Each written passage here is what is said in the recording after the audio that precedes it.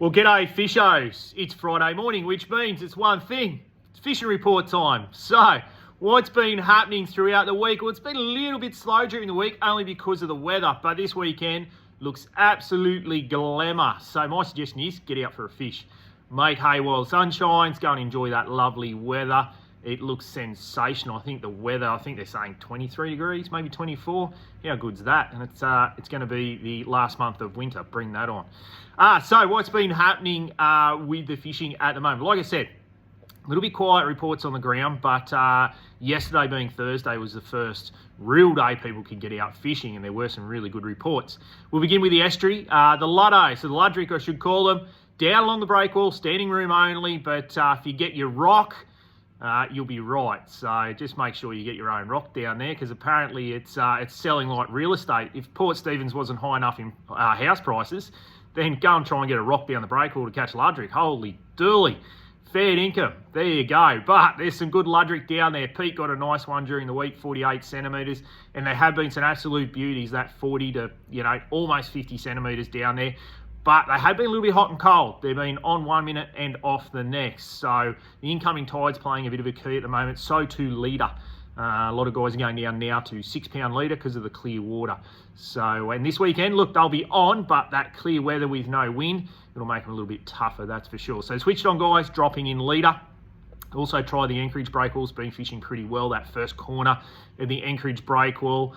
So too the little beach wharf there, the western end there's been fishing well on the high tide as well for the Ludrick. And you can go out to Tomaree and fish the old torpedo tubes there as well. Another good spot for the Ludrick at the moment.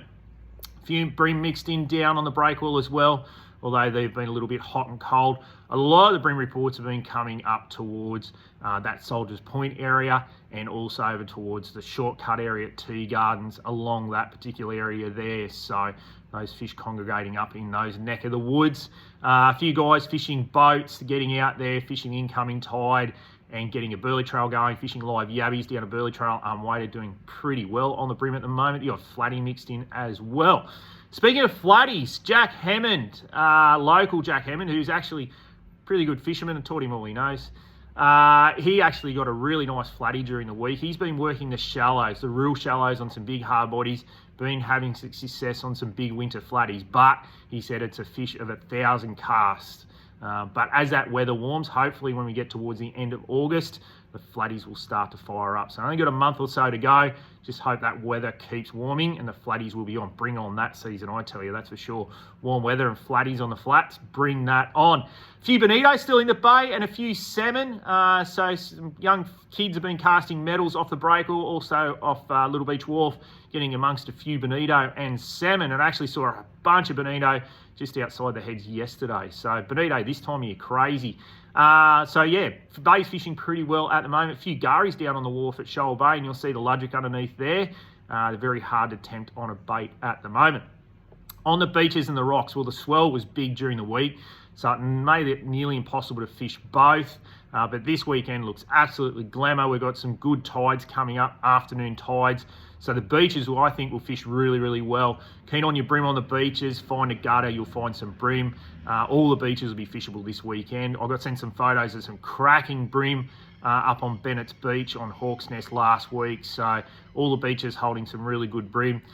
Plenty of tailor and salmon as well. I know some boys have been spinning up some really nice tailor up the spit there. So if you're keen on doing that, there's some real nice tailor up that way. Our new Jackson Metal Effects. They've only been in the shop a few days. Already they're selling like hotcakes. They're being the deal on those bigger tailor off the beach at the moment. Now on the rocks, I did hear of a couple of long tails earlier last week being caught. It's incredible, but it does happen if you're keen on doing that. But I think this weekend it'll be really good to go and chase a snapper off the rocks. There'll be tailor salmon off the points there. And if you're keen, because of that swell during the week, I reckon the drummer will be on fire this week. So definitely worth a drummer fish this weekend, although I think you'll have to do the first light and last light thing, only because there's going to be no cloud cover. It's going to be nice, bright sunshine. So those early light periods and late light periods are going to be the key off the rocks this weekend. Now on the offshore scene, I actually snuck out for a quick fish with Neil yesterday. And guess what? Came home with nothing because some of those snapper out there, we could not stop. We caught a few smaller fish, that 30 to 40 centimetre size, but just got busted up several times. So some really nice fish around in the shallow reefs at the moment. Some areas are clear, some areas have got a little bit of colour to them from that swell, but it's definitely worth going for a shot at a red this weekend. I think it'll be good. We've got the lead up to the full moon, and it is a really good time to go and fish for reds and try and go and fish that deeper water during the day, 30 to 40 metres. I know Paul Horn did some really good snapper fishing in that deeper water on some of those deeper water jigs as well. So those catchy jigs. We've also got a new one in stock, which we'll put up on social media today, from direct from Japan.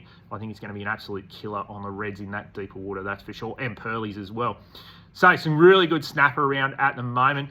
Like I said just before, there's plenty of bonito around, so if you're keen on doing that, lots of bonito to spin up in the wash. There's some good tailor around Little Island there, so if you want to troll around Little Island, get those deeper divers out, there's actually some really nice tailor in the washes there at first light, that's for sure.